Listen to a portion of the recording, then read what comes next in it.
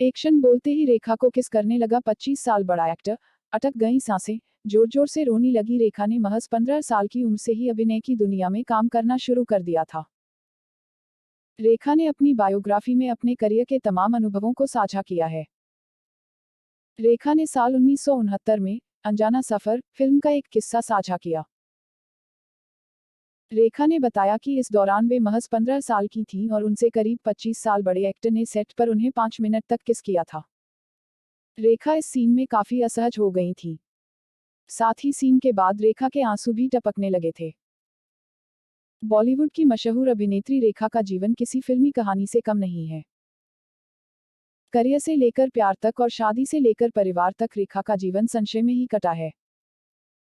रेखा ने बेहद कम उम्र से ही एक्टिंग की दुनिया में कदम रख दिया था।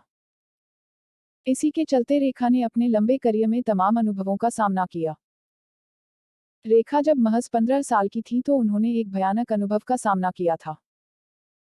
इसका जिक्र भी रेखा ने अपनी biography Rekha the untold story में किया है। रेखा ने बताया कि एक बार फिल्म के सेट पर उनसे 25 साल से बड़े एक्टर ने उन्हें किस करना शुरू कर दिया था। करीब 5 मिनट तक एक्टर रेखा को किस करता रहा। रेखा इस बात से इतनी असहज हो गई थी कि उनकी आंखों में आंसू आ गए थे। ये है पूरा किस्सा। यासिर उस्मान द्वारा लिखित रेखा की biography Rekha the untold story में इसका जिक्र किया गया है।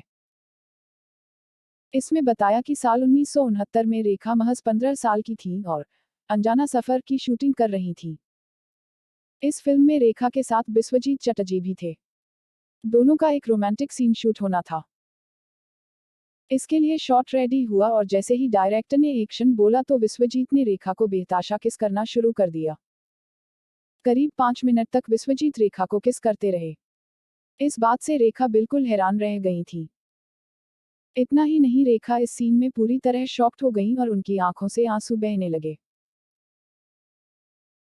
फिल्म के सेट पर लोगों ने पीटी तालियां। इस सीन के बारे में जिक्र करते हुए रेखा ने अपनी बायोग्राफी में बताया कि सीन के खत्म होने के बाद सेट पर मौजूद स्टाफ ने जमकर सीटियां और तालियां पीटी थी।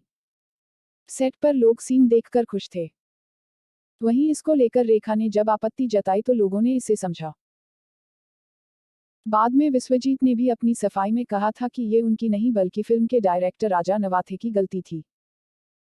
उन्होंने जैसे सीन को डिसाइड किया था मैंने वैसे ही किया था।